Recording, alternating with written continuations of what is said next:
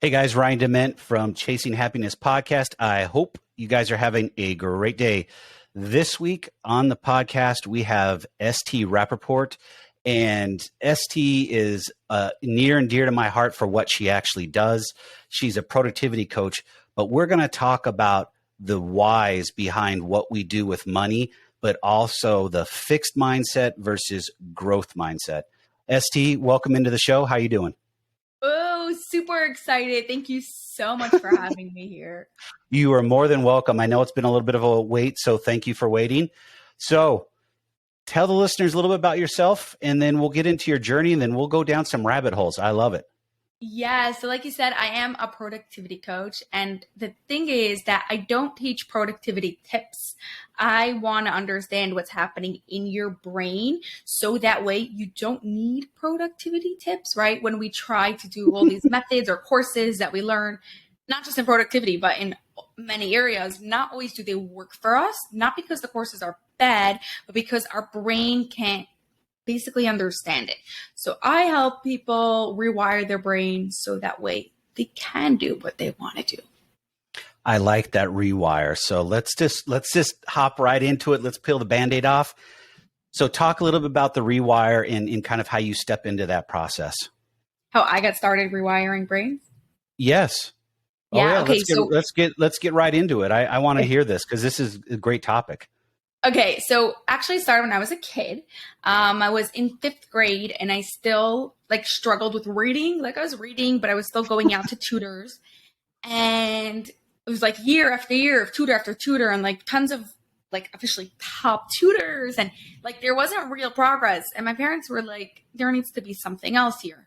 Now, my mom's from Israel where this method called Feuerstein is super popular, where it works on the core of your issue instead of just putting on Band-Aids. So we brought in trainers and I got sessions, and all of a sudden it wasn't that I could just read, but because it's working on they weren't doing anything about reading, no reading programs, none of that. Instead, I was focusing on how my brain was thinking, and then my reading improved, but so did my communication and my relationships and all the other subjects, my memory, all those type of things improved. So I was like, okay, this is super cool. And as soon as I could, when I was 17, I started getting trained in it. And now that's what I do. I help entrepreneurs really rewire their brain to run their businesses more efficiently and effectively. So effectively, how did it work as a kid? I guess what I got to say is, one, you got into it, but what did you have to do kind of stepwise to make it work? And two, how did that play with you as a kid in being able to change your mindset, one, and two, your ability to grow as a person? Because I bet that brings a lot of confidence back into you. Oh, yeah, yeah. Speaking of which, I had someone once tell me, yeah, anyone who works one-on-one with a child is going to build their confidence. I'm like, yeah, their confidence are going to build, but not the rest of how their brain is working. So yes, for sure, the confidence worked when you get some one-on-one attention like that. But essentially what it is you're doing these fun sheets. They look like shapes, and you have to find these shapes and these dots.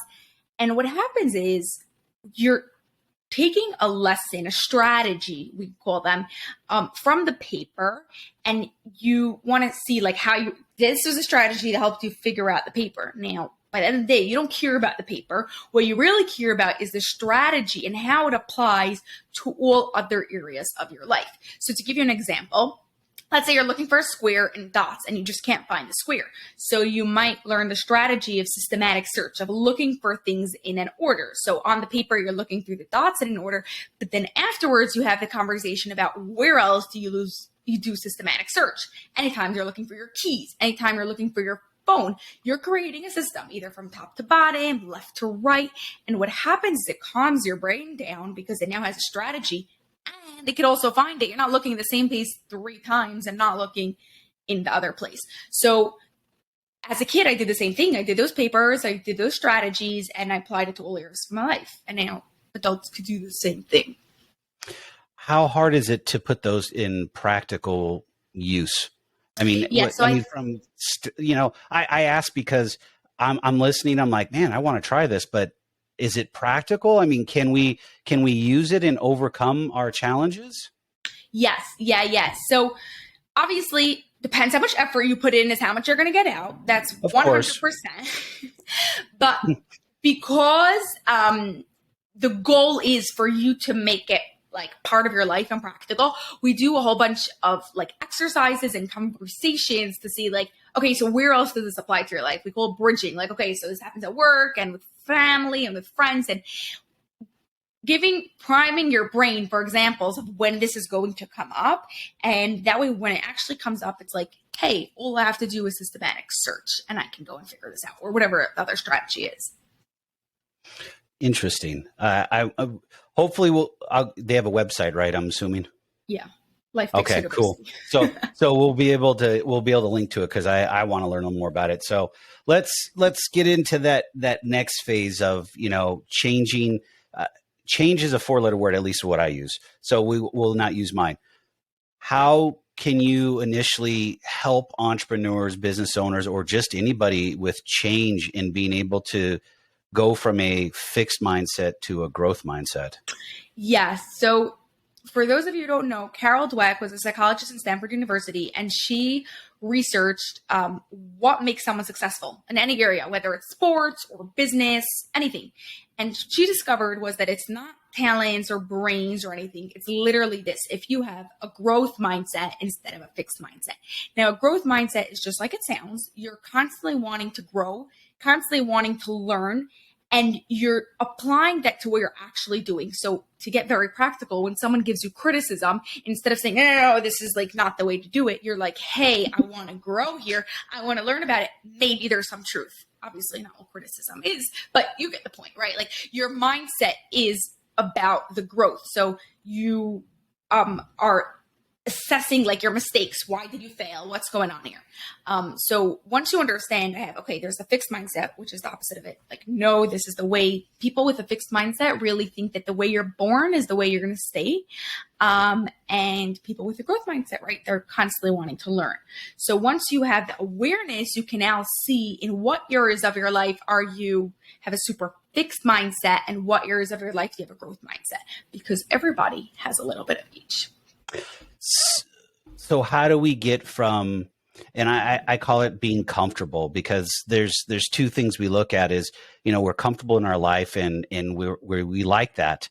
But when we want to jump into that new world and make change, we're afraid of that because we're unsure and it's the unknown.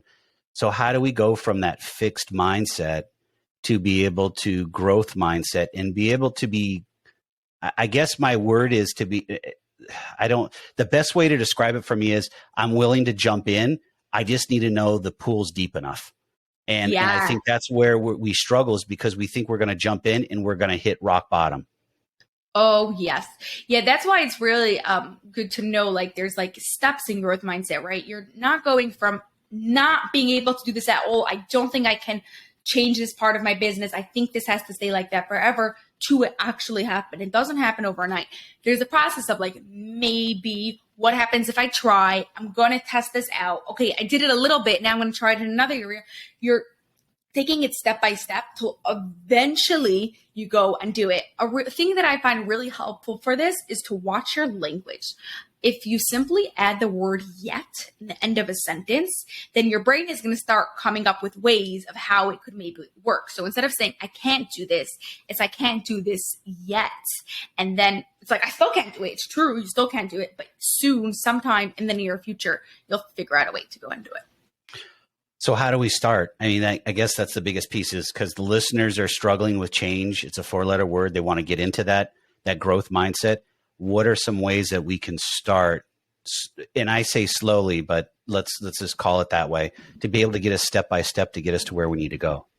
Yeah. So first thing, like I said, is that language. That is like a really big one. Once you have that language and you're recognizing it, then what you're going to want to do is to start learning. Okay. You can't do it yet, right? You're not going to become like an expert ski jumper all of a sudden, like overnight. You're going to start learning, right? You're going to take lessons. You're going to watch YouTubes. You're going to become obsessed with it if that is something that you want to make your life and profession, right? So same thing in every other area of your life. You're going to just want to start learning as much as you could. Start having that open mind of just like, maybe possibility, I could try. There's no right one answer, and maybe it's wrong, and maybe it's not going to work for you, but maybe it will, right? So see if you could make that shift of more like from no, this is not possible, to maybe. Maybe. Let's test this out. Let's play a game. Let's see if it will work. If it does, amazing. If it doesn't, you'll go back to your old ways pretty quickly. It won't be too hard for you. So when you're working with entrepreneurs and small business owners, what are some of those games or some of those things that you can actually work with them to get them in that mindset? Yes. So first of all is that awareness, like we spoke about. I'm like such a big believer that self-awareness is it. Now, second of all, I like making an environment of growth mindset, because when there's other people around you who know about growth mindset and are there to encourage you about the growth mindset, it makes it a whole lot easier. So what you could do is, besides for having conversations with people about it and obviously talking about it and like making up like some hints and like things that reminded you like, hey, that's not growth mindset, is when you give compliments to other people, or even when you're noticing something to yourself, instead of giving a compliment on the outcome, give a compliment on the process of the effort that person did. So you're extremely authentic. You're saying the truth. You're talking about the process of what happened. So now you're not that you don't care about the outcome, because I want you to have the outcome. I want you to make the millions of dollars. Like, don't get me wrong, but you're putting weight on the work, on the learning, on the mindset, on the effort that you put in to get to your outcome. So when you compliment other people like that, then they're going to start complimenting you about it. And all around you, you're going to have an environment of growth mindset.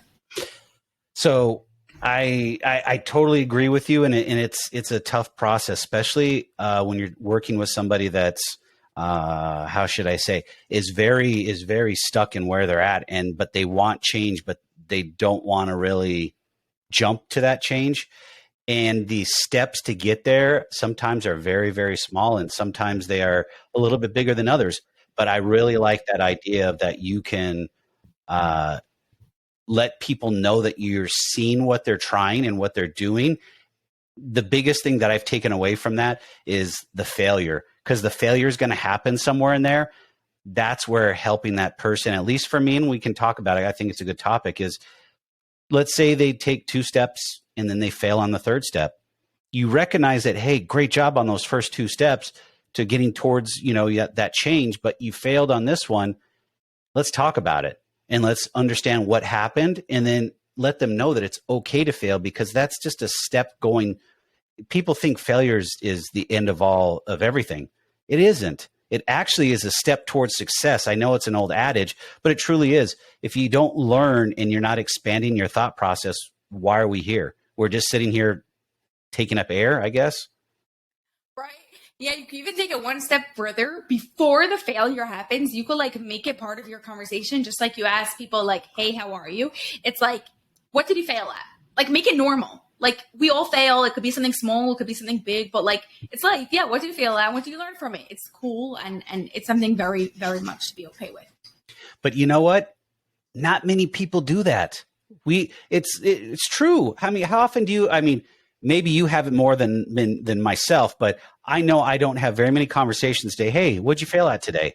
I know I don't. I tell myself that, oh crap, I failed today. And I sit back and have to look at it, but I don't know very many conversations I have like that on a daily basis. How frequently does that happen for you? Yeah. So has to be a very conscious thing, honestly, for me. And like I said, like with clients, it's like a lot easier. But what I find is that people like to do it, let's say together with their spouse or their kids, where it's like more of a relaxed environment, not like so much like your coworkers where you have to like still show up and like be a certain way. So it's like, yeah, like sometime during when you're catching up during your day, at the end of the day, it's like, also, okay, so what did you fail at? That like makes it a little bit easier. And even though it's weird in the beginning, eventually it just like becomes part of normal, because you're not putting the attention on the bad. Like it's like, because it's not a bad thing, right? When you really like do it enough and your brain starts recognizing like, really, it's not bad. Like you said, it's like a step towards success. And people, if people would think more about the failure and the learnings that you get out of it, you would be, I think I would be amazed that people would accept failure more than what they are today, because failure is a 4-letter word most days. And I say most days and twice on Sundays, because that's just my joke. But it's true. I mean, we failure is like a horrible thing. And it's like, I joke about it. I'm an 8-year overnight success, and I don't even consider myself that, because every single day I fail, but I have to learn about something new.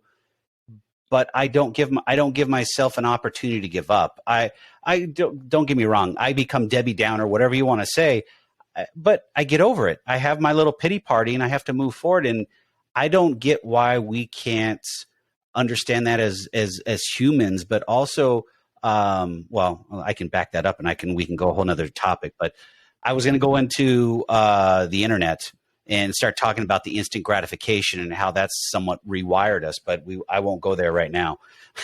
but Yeah, the struggles, the struggles of entrepreneurship, I've lived them. I understand, what they are. When you're working with that entrepreneur or entrepreneurs, how do you bridge that gap? Because I worked in corporate America before, 25 years almost, and corporate America didn't teach me how to fish. I had to relearn how to fish and like learn how to fish, because if I didn't fish, I didn't eat. I didn't pay my bills. There was a lot of things. Corporate America taught me that I get fed every 2 weeks. So how do you work with entrepreneurs in their mindset? Are a lot of these, I should back up, are a lot of these startups or entrepreneurs that are already scaled? I mean, where are they at in the process of ownership or business concept? And then where are they at mentality? Yeah, so most of my clients aren't just starting up. Like, they've already been in business for a few years and they're ready to scale, but they're struggling to scale. Like, there's something that's getting them in their way of really scaling. So they've already been learning how to fish and been fishing, but they've only been fishing small fish, and they really want to now go and fish the big fish. And that's what they have to go and learn. So when you say small fish, I mean, let's get into that. I mean, how do you transition them from, thinking small to start now working themselves up to medium-sized fishes and then larger fishes? Yeah. So first of all, like you said, thinking small, that's exactly it. I'm going to skip the medium fishes. I think right away we should be thinking big. We should be thinking massive. And obviously recognizing that it's not going to happen overnight and it's a process. But if you're going to fail, why do you want to fail a medium-sized goal when you could fail a massive goal, which will be more than your medium-sized goal, right? That's literally how I look at it. So set your goals massive, have your dreams massive, and you're gonna grow there. So that's first of all. But also, a lot of what I do is really understanding, right? Because of the brain. Actually, there's something called thinking is not one big thing. Thinking is made up of 28 parts called cognitive functions. Now, we each have stronger cognitive functions, weaker cognitive functions. If you want, we could get into all the science behind it. But when those things are weaker, it's making it harder for you to do certain tasks and to think certain ways and to grow your business to that next level. So when you improve those cognitive functions, then it becomes a lot easier. So then what are those things that are holding these entrepreneurs back from growing their business? Yeah, so a lot of it is either this, like we said, the fixed versus growth mindset, no, this is the cap, or it is these cognitive functions. Literally, the way their brain is thinking is they think they're doing everything in the best way possible, and for some reason, it's not working in their best interest. I'll give you a personal example. I always used to be a very big planner. Okay, I always, even in high school, I planned my day the night before, and it was always really organized. Now, the problem was, or I don't know if you want to call it a problem or it was a good thing, I always did everything right now. So that means I got tons of things done. I was getting it done, but everything had to happen now. Now, what happens if, let's say, I know I have to go drop something off at UPS today, okay? And I also know that I'm having something else that's coming and I'm going to need to return it tomorrow. It's coming tomorrow and I'm going to need to go back to UPS again tomorrow. I need to go and do this thing right now. So I would go to UPS today and then I would go again tomorrow. Now that's a full waste of time. Time to drive there, spending time there, trying to drive back, right? All that's wasted time when all I had to do was, okay, I'll go to UPS tomorrow and I'll take both the packages together, right? Now my brain thought it was doing it the best way possible because it's getting it done now. It didn't understand that sometimes putting things in the back burner is better and is more beneficial, more efficient for you and for your business by just waiting it to wait. So when I was able to rewire my brain, this actually only came later on when I was doing training, this part of the rewiring. But when I was able to show my brain it's okay to wait, then my whole planning changed. I was able to do everything like more efficiently, like batch things more. I was able to save a lot of time. And it also affected my goals and like the way I was thinking ahead, because I wasn't so stuck in what has to happen right now. I was able to plan and prepare for the next 3, 4, 5, 6 months ahead.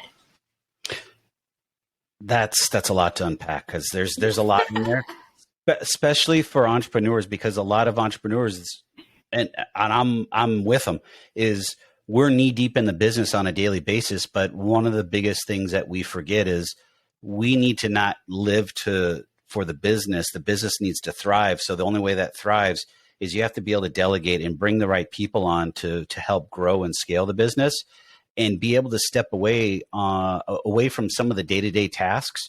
Otherwise, you're just going to be stuck with, being a solopreneur, or maybe you have 2 or 3 employees and that's it.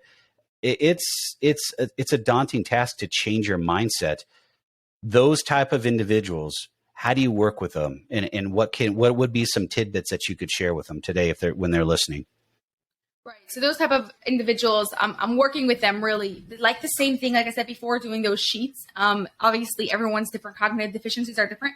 So the strategies they're going to be using are going to be a little different. What I'm going to suggest to you is, because like I'm not going through like all the 28 cognitive functions, it's just going to overwhelm you because they're all like scientific words and terms, is a challenge. It's going to be a real challenge, but people who really want to really understand what's stopping them and like how they could grow their business are going to be able to do this challenge. If not, like, don't even try. But for the next week, anytime you get into something that's a struggle, or even you find frustrating, write down the challenge, write down the frustration, but not just like, this meeting was frustrating. Write down specifically what was the aspect that made it really difficult for you. Now, after about a week or so, you're going to notice a pattern in what is happening in all those times, right? It's a similar type of thing. You might have to go like a little bit big picture to think about it, but it's going to be a similar pattern that's making you frustrated all the time. Now that you know your problem, you could come up with a strategy to fix that, so that way all those things will be easier for you next time. That's interesting. I might look at that, because there's a lot of things that frustrate me on a daily basis, but I have to get through them. So it's just, I mean, I bootstrapped a lot of stuff, and I continue to bootstrap. And sometimes I just have to sit back and say, hey, Ryan, bootstrapping isn't the way to go. You're not at that startup phase. It's time to spend a little extra money in this arena to make it work. And one of them is just flat out automation and technology. I love it, but I always try to learn it because I love it so much, and it just slows down the process. So that's one of my biggest struggles. Today, I still struggle with it, but I'm very cognizant to know that, okay, this is well over my head, or it's going to take way too much time for me to make the adjustment or get the, I want to call it the project completed. And it's just pay. It's time to bring a professional in, just pay. And I know that's a struggle with other entrepreneurs, because we talk about it. I belong to a group of entrepreneurs. They're solopreneurs. Some are bigger than others, and a lot of them struggle with the bootstrapping and understanding that. And I think it goes back to what you exactly said: fixed mindset versus growth mindset. But when you're chasing the dollar to make sure that you're paying the bills in the beginning, it sticks with you for a while, and getting out of that mindset is tough. I struggled with it. I mean, I don't know if you have anything on that, because that's a huge challenge when it comes to going from, hey, you're a solopreneur, now all of a sudden your revenue is 5x, and now you're going 10x. What are you doing?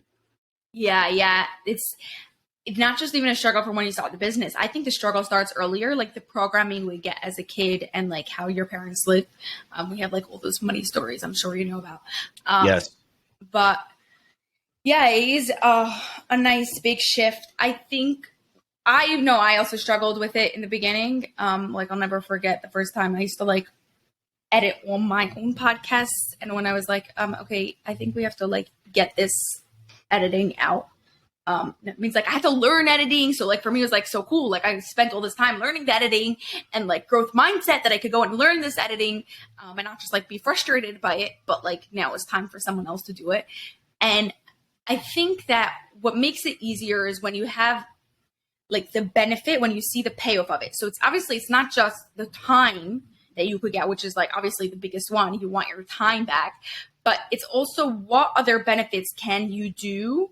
Like, can you get from this payoff? So for example, when I was editing my podcast, I was like, you know what? Okay, I'm going to now get an editor, but I'm not just going to get an editor. I'm going to do someone who could also do video, which I didn't have before. And now I could put the video on YouTube also. So it was like an extra like push to go and really do it. So if you could find something really small that could just like push you over the edge because you really know it's better for you, it might be a lot easier. Oh, I'm with you on that because my virtual assistant does the post-production and the editing, and then she's learning how to effectively write blog posts. So we're working on that. So that'll be another thing that I can hand off. And then YouTube, I don't know how to describe it. YouTube has been like my Achilles heel. It just I can't seem to grasp and get ground there. I mean, you think about any other social media channel. I've gotten pretty good grasp and we've gained followers. I'm stuck at like 125 or 135 followers on YouTube. And I need somebody that can help us with that because I'm putting out content. I literally put out content 5 days a week on YouTube. They're just my daily teasers. There's 5-minute videos just about financial awareness and some other stuff that's going on in the world and just my point of view. Yeah. Oh yeah. So YouTube is hard. Argumentatively the hardest platform to grow on. But I will say the thing that helped me the most personally was YouTube Shorts. So if you want to even take like your 5-minute ones and just like cut them into each into 5 minutes, so they're 1 minute each, maybe that will help. I mean, but I'm also not talking about things that are sexy. I don't talk about things people like to talk about. That's why I'm talking about it. And that's where a lot of my views and people that come on, you'd be amazed how many people watch that video and then want to sign up and be on the podcast. And it's not just one or two. I mean, I'm probably getting about 15 or 20 asks a week just from that. So it's starting to grow and we're starting to get there. I just still don't get it for the simple fact. Well, let's say this. I get it, but my topics are not, how do you want to say it? Mainstream. People are going to tune out on YouTube to watch it. They don't. I mean, it's like I'm talking about the housing market. I'm talking about financial literacy. I'm talking about paying off your credit card debt because interest rates are going up. I mean, those are things that I don't know about you, but how often are you watching those type of videos? Right. Yeah. I think it's like people that want it have to be able to like find it and then they'll listen to it because the SEO on YouTube is a really big one. And that's why I have the podcast, because the podcast streams across all the platforms. We go live. I mean, we do all those things, but we also talk about so many different topics. And that just opens up the door for other individuals to come out and reach out. And that's where things have started to start going through YouTube and start saying, oh, wow, there's some shorts on there that you've done. And now you've got some podcasts on there. Oh, now I see where you're coming from. But that was a huge learning curve. And it still is. I mean, but as you said, the growth mindset is I wanted to learn it. I didn't want to perfect it. I wanted to learn it and then pass it off because my VA is very smart. She can practically do anything, but she too struggled with it because we don't put out sexy videos. We put out videos that most people don't want to talk about or watch. Yeah.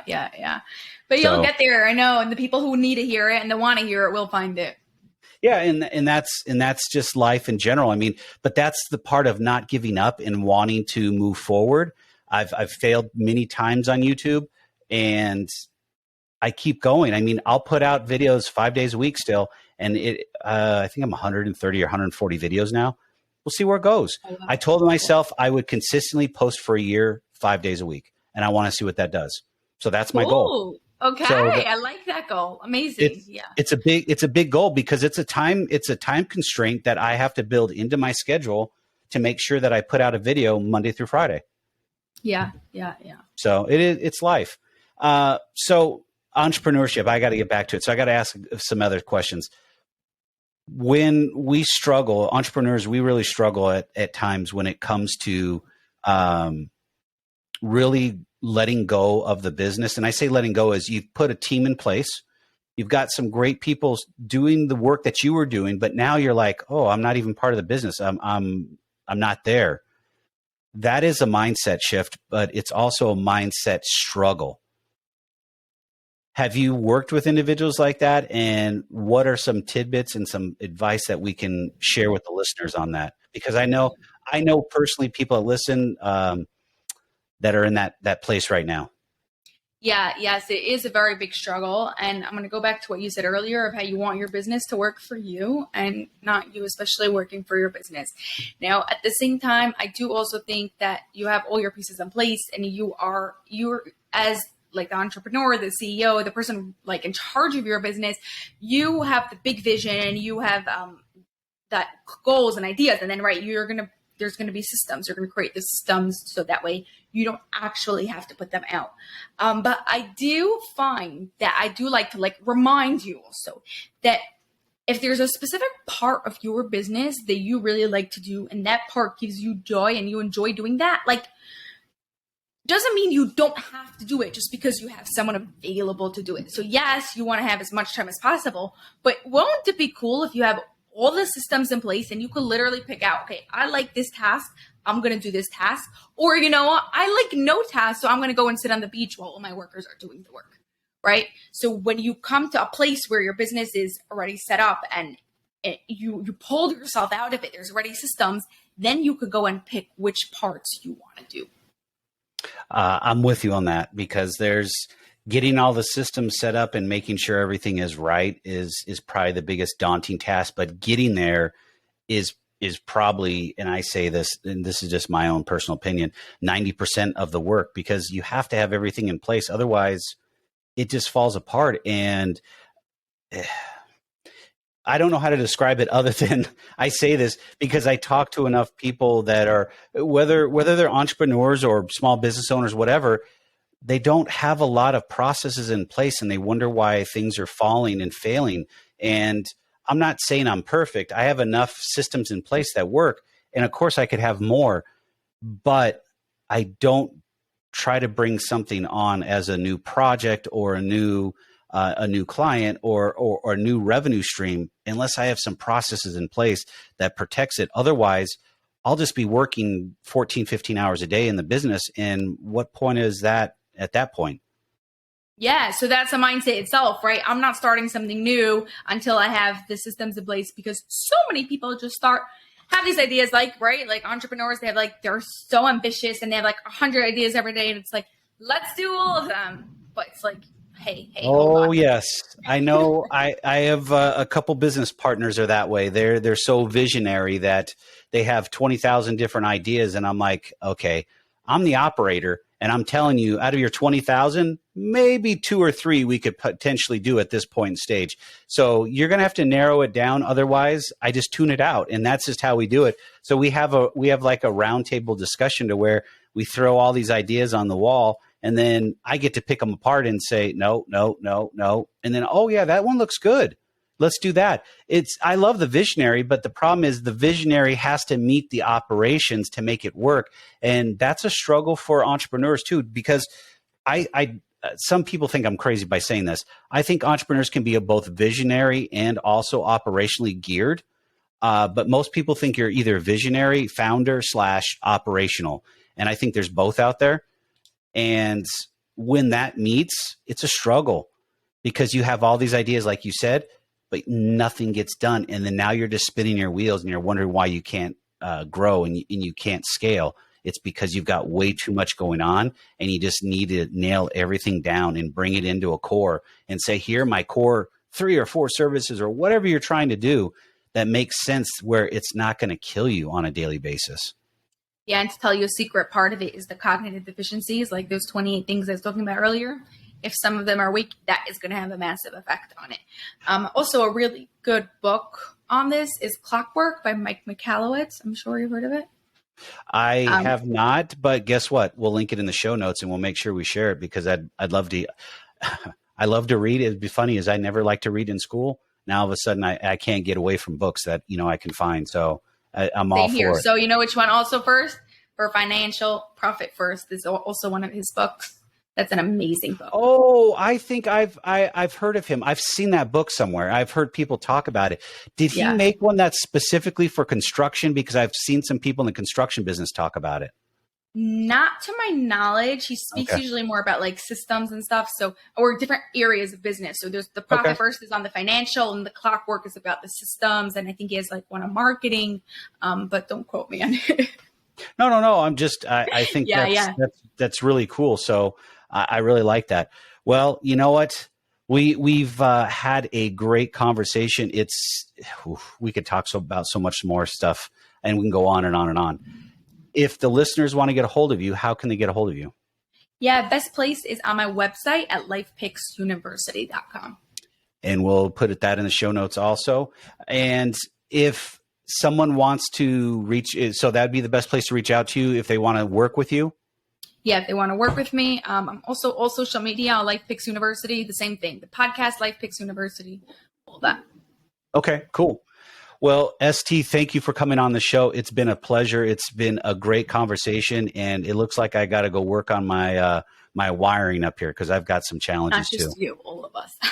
Well, thank you so much, Ryan. This was fun. I love your questions, and I really enjoyed talking to you. Awesome. Thanks for coming on. Bye-bye.